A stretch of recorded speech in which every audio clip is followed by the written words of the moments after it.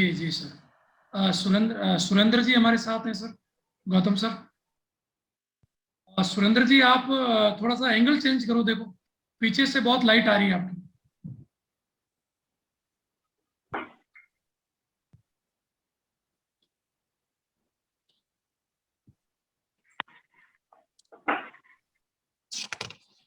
थोड़ा आगे हो जाओ।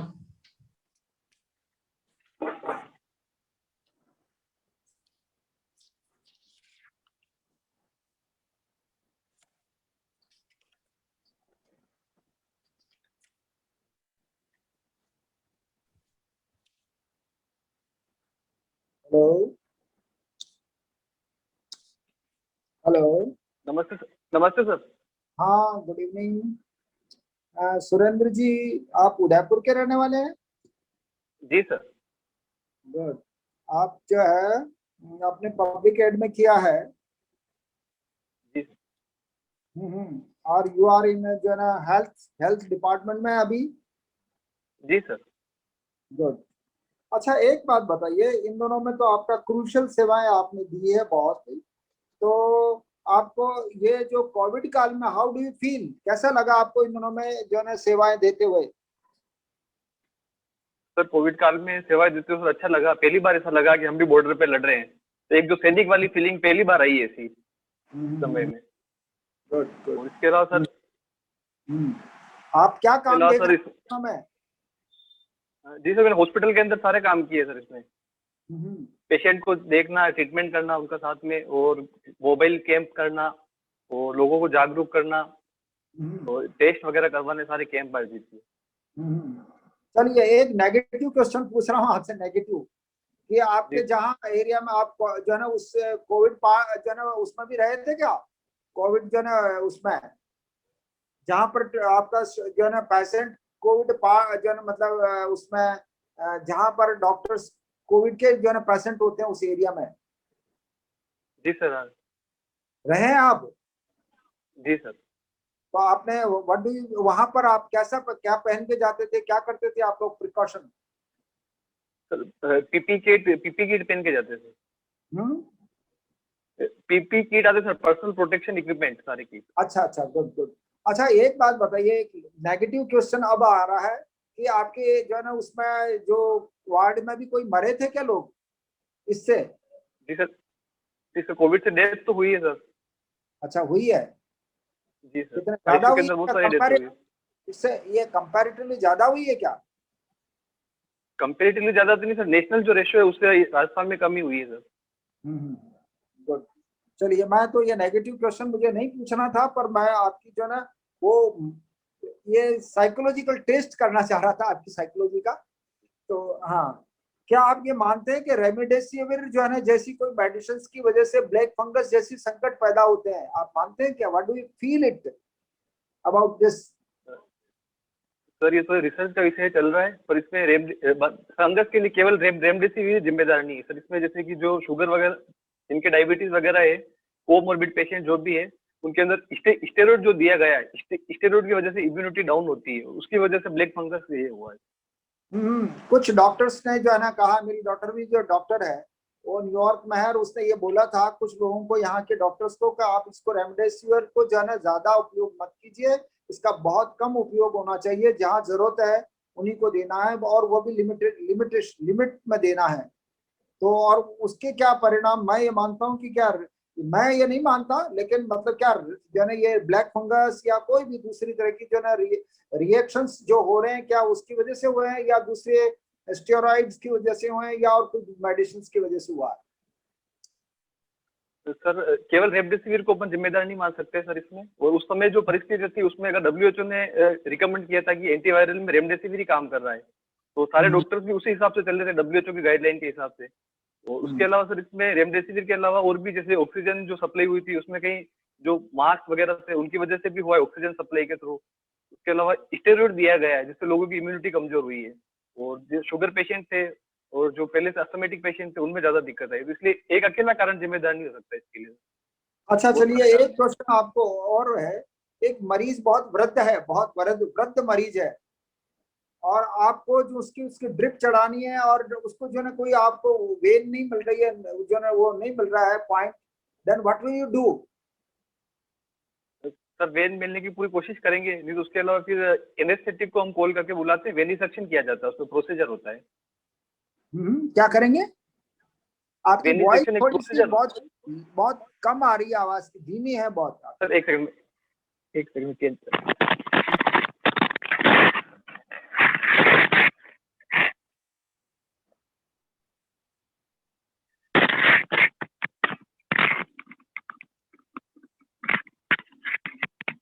हेलो, सब ठीक है सर? हेलो। हाँ, मुझे तो आप अच्छे से सुन रहे थे। You are hearing me Hello? loudly? I am speaking loudly. Sir आवाज आ रही है मेरी? हाँ, मुझे अब थोड़ी सी आ रही है, पर मेरी बात तो आपको अच्छी तरह से सुनाई दे रही है ना? हेलो। हाँ, मेरी सर बात आवाज आ आपको रही है अच्छी मेरी? तरह से सुनाई? सर आपकी हाँ? आवाज नहीं आ रही। मेरी नहीं आ रही है अभी। आपने कोई वो बंद कर दिया होगा। हेलो।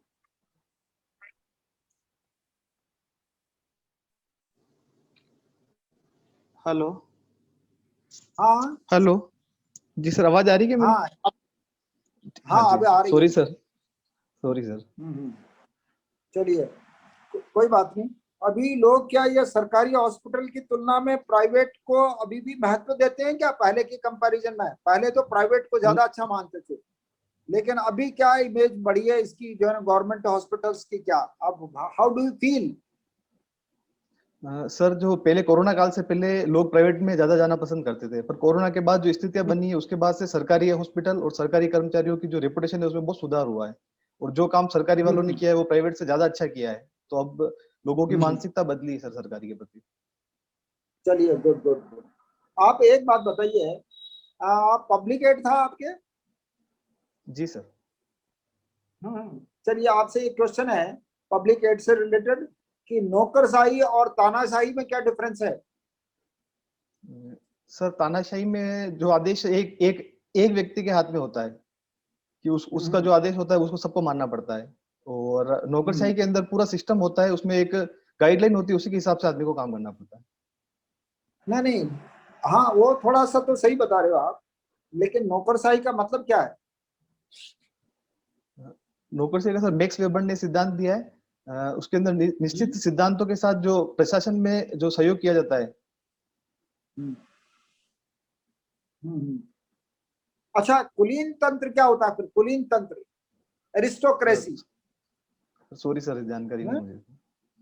अच्छा, जानकारी नहीं। चलिए कोई बात नहीं। ये आप आजादी मेरा जन्म सिद्ध अधिकार है, ये किसने कहा था?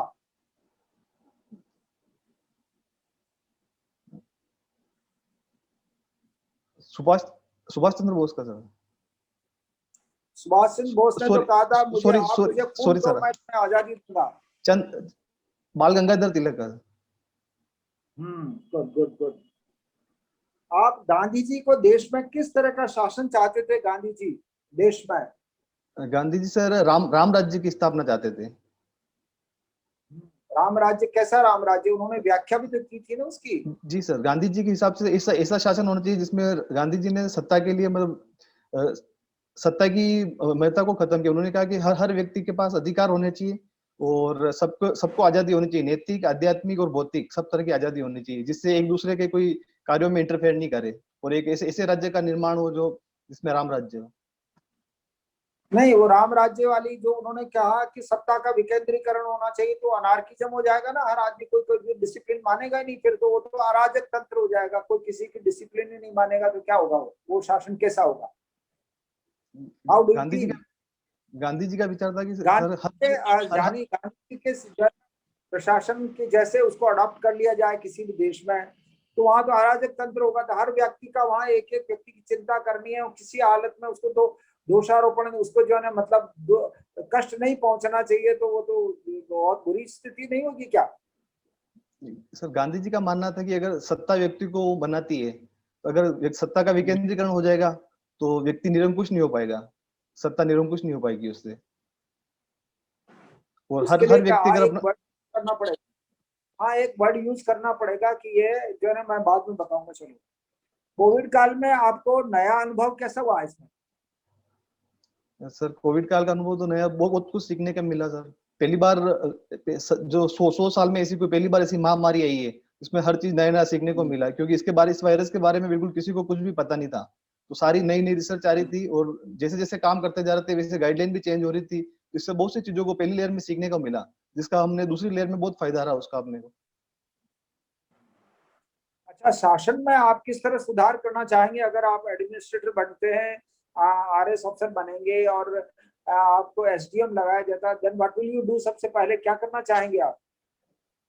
सर सबसे पहले तो प्रशासन में आने से पहले एक बार तो वहाँ की जो स्कीमें चल रही गवर्नमेंट की, उन सारी स्कीमों का इम्प्लीमेंट करना अच्छे से, और लोगों के अंदर साक्षरता और बेरोजगारी के लिए काम करना चाहूंगा सर ज्यादा।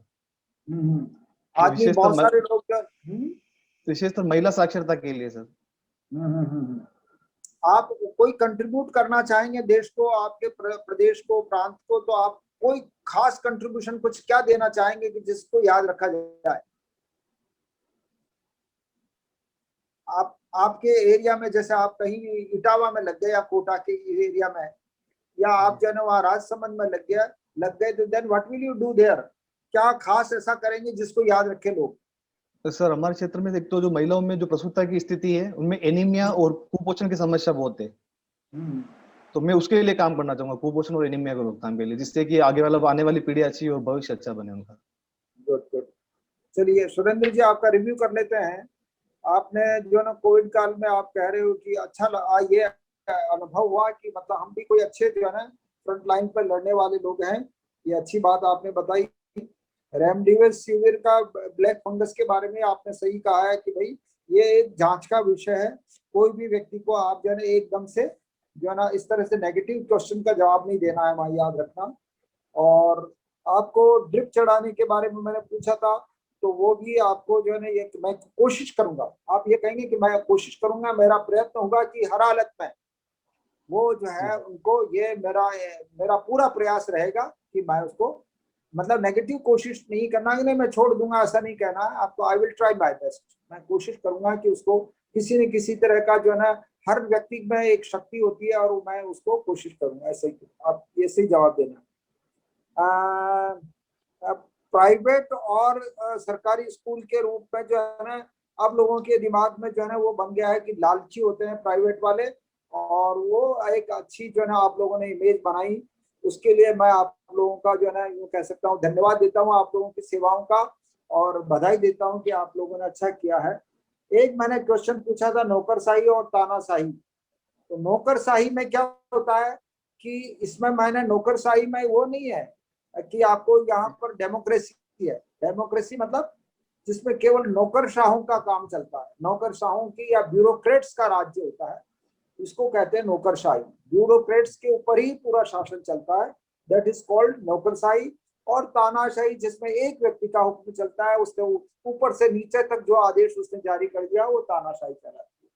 और कुलीन तंत्र, ओलिगार्की या कुलीन तंत्र एक वंश का शासन होता है, उसको कहते हैं कुलीन तंत्र। किसी एक वर्ग विशेष का शासन होता है, एक के बाद एक के बाद एक। तो जैसे ब्राह्मण वर्ग का हो गया, राजपूत वर्ग का हो गया, या और उसी एक कुलीन का एक वर्ग विशेष, एक जैसे कि मतलब यहाँ के महाराणा प्रताप के वंशज ही कुलीन तंत्र हो जाएगा, उस कुल के लोग ही शासन करेंगे, दूसरा नहीं। दिस इज कॉल्ड कुलीन तंत्र, ओलिगार्की उसको बोलते हैं। जिस राज्य में, एक मैंने पूछा था कि आजादी आप मेरा जन्म सिद्ध अधिकार है, वो आपने बाद में उसको बाल गंगाधर तिलक ने ये कही थी, और सुभाष चंद्र बोस ने तो ये कहा था कि आप मुझे खून दो मैं तुम्हें आजादी दूंगा। राम राज्य की कल्पना के लिए आपको इतना ही कहना है कि वो एक आदर्श स्थिति है। गांधी जी का जो स्टेटमेंट है वो एक आदर्श स्थिति है, और आदर्श स्थिति कभी हो नहीं सकती, उसको इम्प्लीमेंट करना बहुत मुश्किल होता है। हाँ, उनकी कुछ चीजें को अडॉप्ट किया जा सकता है, लेकिन वो एक आदर्श स्थिति की कल्पना गांधी जी ने की है, यही आपको जवाब देना। कोविड काल में आपको ये कहना है कि अगर क्वेश्चन पूछा जाए तो मुझे जन सेवा करके मुझे बहुत ही ज्यादा सुखद अनुभव हुआ कि मैं भी आमतौर पर हम एक रूटीन काम में कर रहे थे पहले, और अब आपको ये कहेंगे कि मुझे जन सेवा करके लोगों को राहत पहुंचाकर मुझे मैं गर्व महसूस करता हूँ। इस तरह का आप जवाब देंगे उसमें। शासन में किस तरह का सुधार चाहेंगे, तो ये आपका अपना पर्सनल थिंकिंग है कि मैं जो है साक्षरता के लिए प्रयास करूंगा, वहाँ सुधार सफाई के लिए और विशेष प्रयास करूंगा, पेड़ पौधे लगाऊंगा, आबादी रोकने के प्रयास करूंगा, जल जो है वो संरक्षण का प्रयास करूंगा। इस तरह से कई सारे, और जो जैसे आपको वहां पर उदयपुर में रहते श्रीमद पांडे जी, वहाँ कलेक्टर रहकर उन्होंने वहाँ का, आप लोगों को ध्यान है नहीं, बहुत बड़ा सफाई अभियान चलाया था, जिसकी वजह से वो बहुत दिनों तक याद किए हुए थे उनका शासन। चलिए Surendra ji, I wish for the best. आपका ऑलमोस्ट जो है ना, आपका मैंने तो सारे क्योंकि आपकी जॉब से रिलेटेड क्वेश्चन पूछे हैं, तो उसमें आपका जो है ना जवाब ठीक था। I wish for the best, wish you best of luck. Thank you sir.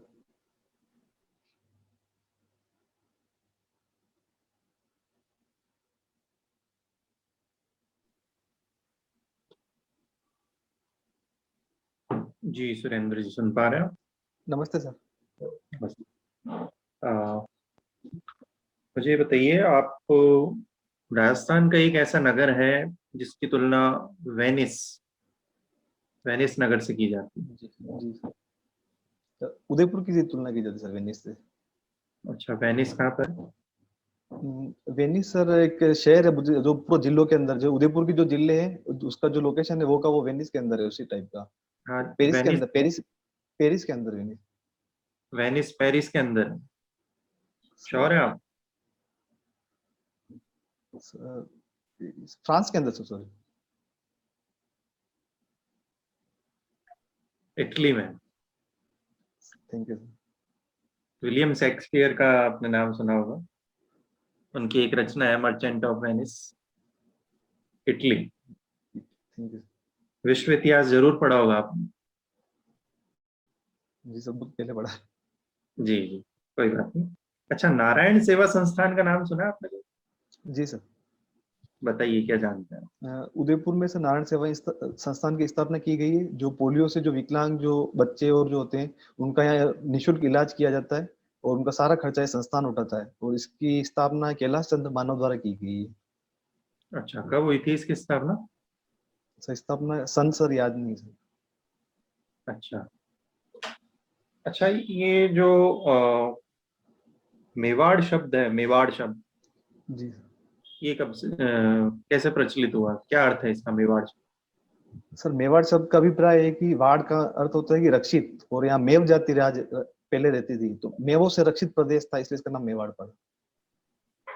अच्छा, एक मैं आपको वाक्य बोलूंगा, उसके बारे में आपको जानकारी हो तो आप बताएं।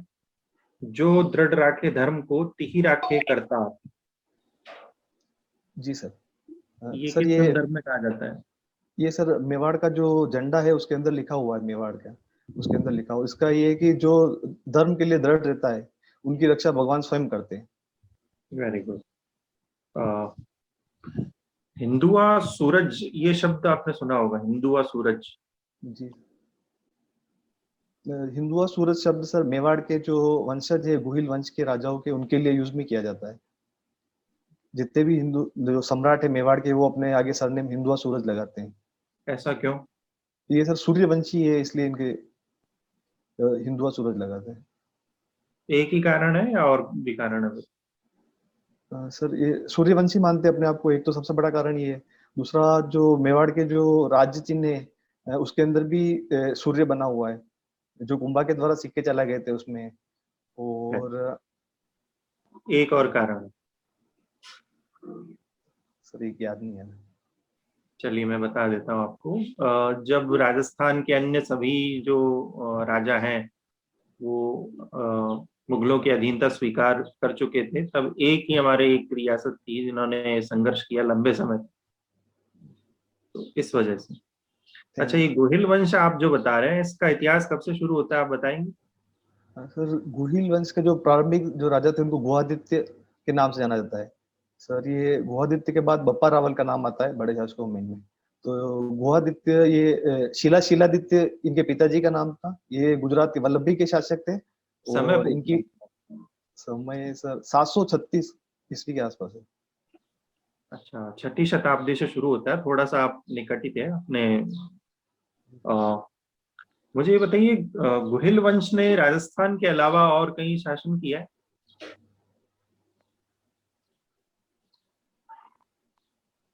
सर जानकारी में नहीं सर मेरी। अच्छा, ऐसा कोई राजा जो कभी राजस्थान सॉरी भारत से बाहर गया हो, गुहिल वंश का? सर जानकारी में नहीं सर। चलिए, दो इसके आपको उदाहरण दे देता हूँ। एक तो कुंभकर्ण सिंह थे, जो नेपाल नेपाल गए थे 13वीं शताब्दी में, इन्होंने वहाँ गुहिल वंश की स्थापना की। और एक रावल रतन सिंह, जो सिंहल द्वीप गए।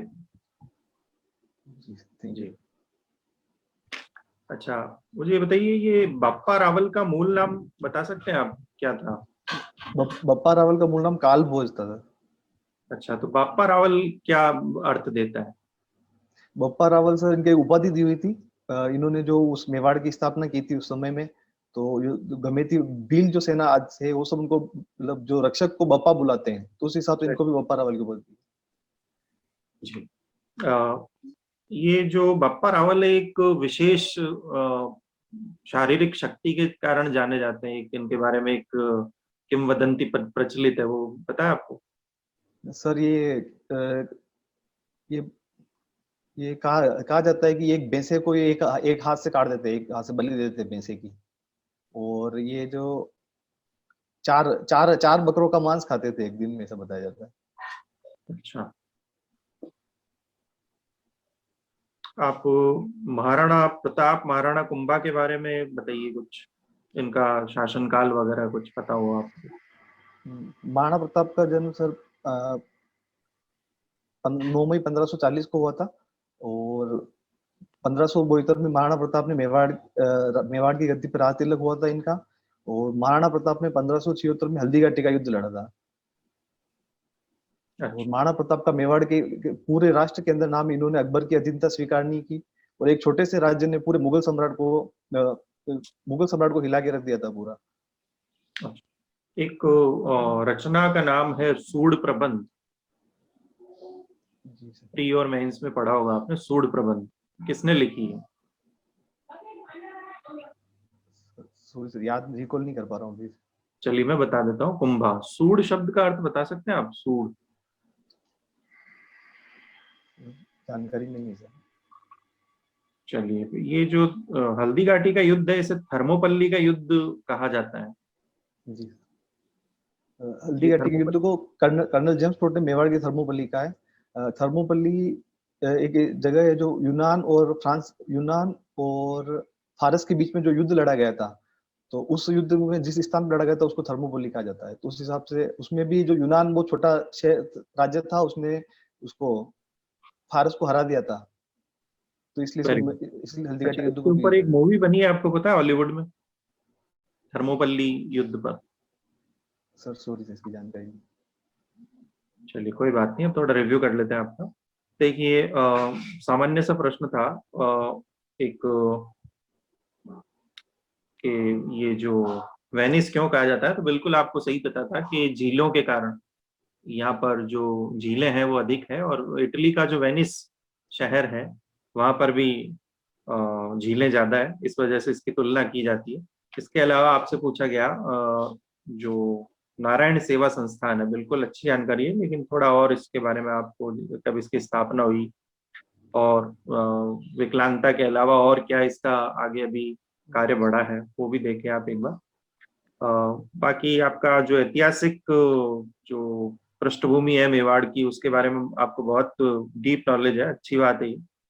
इसके अलावा यहाँ की कल्चर है उदयपुर या मेवाड़ की, उसके बारे में अपनी जानकारी और बढ़ाएं आप।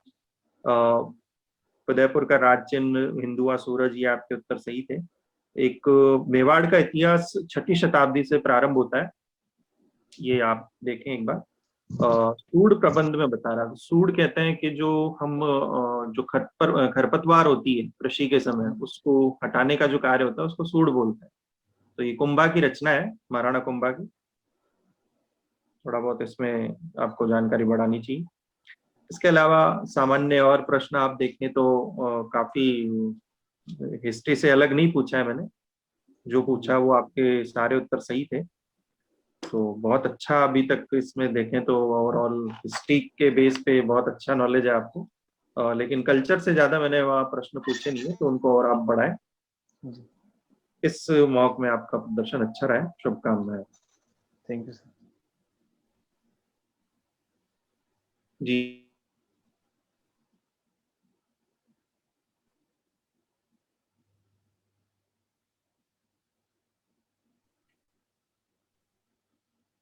इंद्र जी, मेरी आवाज आ रही है? जी सर, नमस्ते सर। कार्तिकेय जी, अभी वीडियो ऑफ करें, मैं नाम लूंगा तब आप ऑन करें।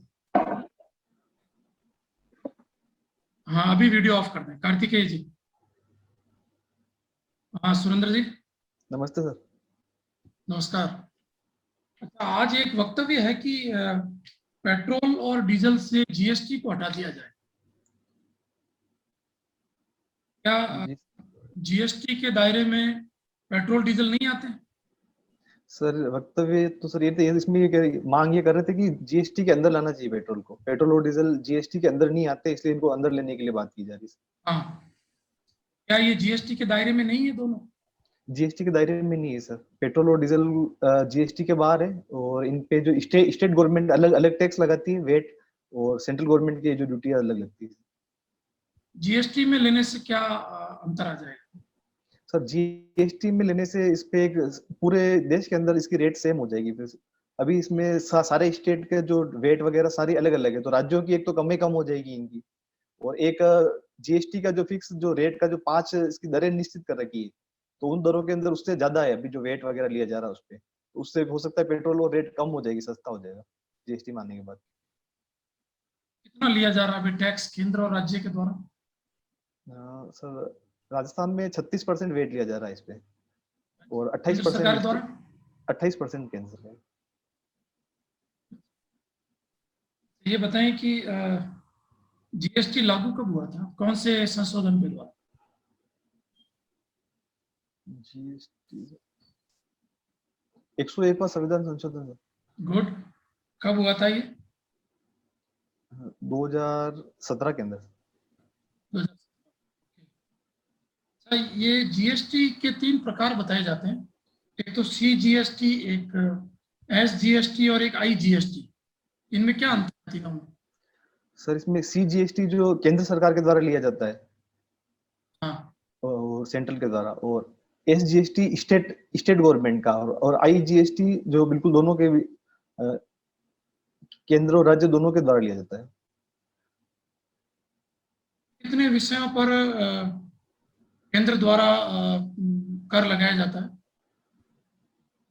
सर सॉरी सर, ध्यान में नहीं है। क्या जो केंद्र और राज्य के मध्य वितरण है कर का, उसका क्या प्रतिशत है? अभी जो वित्त आयोग ने तो सर 42% की है राज्यों को जो कर वितरण की है। वही है जो वित्त आयोग कहेगा। वित्त आयोग का गठन है वो किस अनुच्छेद के तहत किया जाता है? सर अनुच्छेद याद नहीं, रिकॉल नहीं कर पा रहा हूँ सर अभी।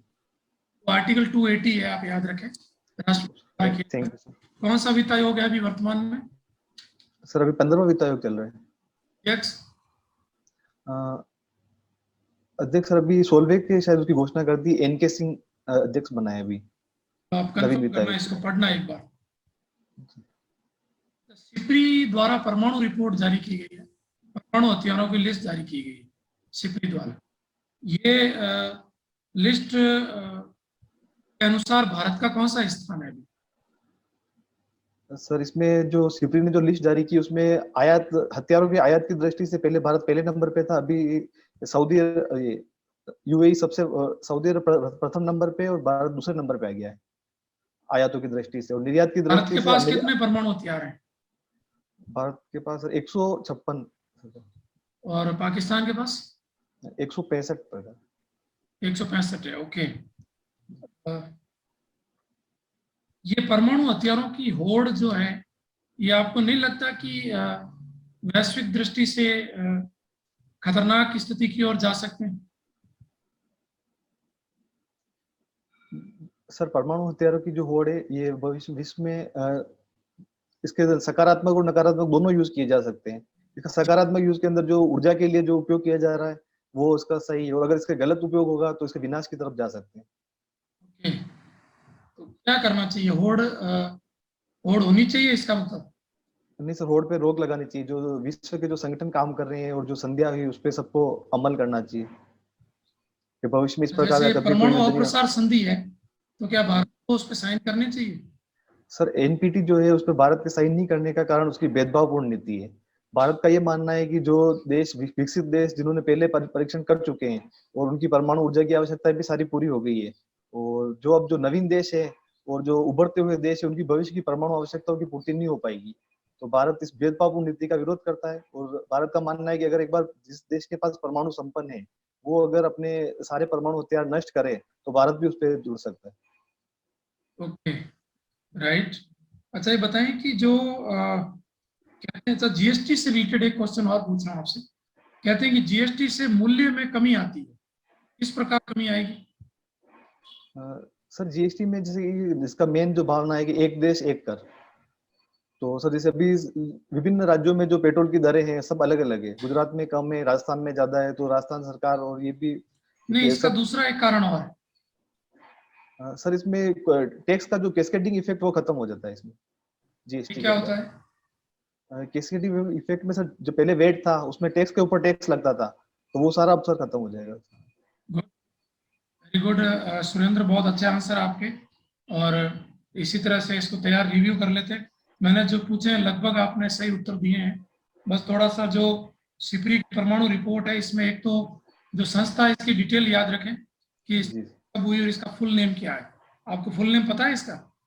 नहीं सर। तो इसका फुल नेम याद रखें। इसकी रिपोर्ट का जो 1 2 3 4 है वो संख्या इसकी, कुछ तथ्य इसके ध्यान रखें। और जीएसटी संविधान के कौन से भाग में है और कौन कौन से अनुच्छेद इससे जुड़े हुए हैं इसके बारे में डिटेल जानकारी रखें। बाकी ओवरऑल आंसर शैली और बाकी सब कुछ आपका बढ़िया है, तो आई थिंक आपको एक अच्छा परिणाम मिलेगा, और बहुत बहुत शुभकामनाएं आपको। Thank you sir. ओके।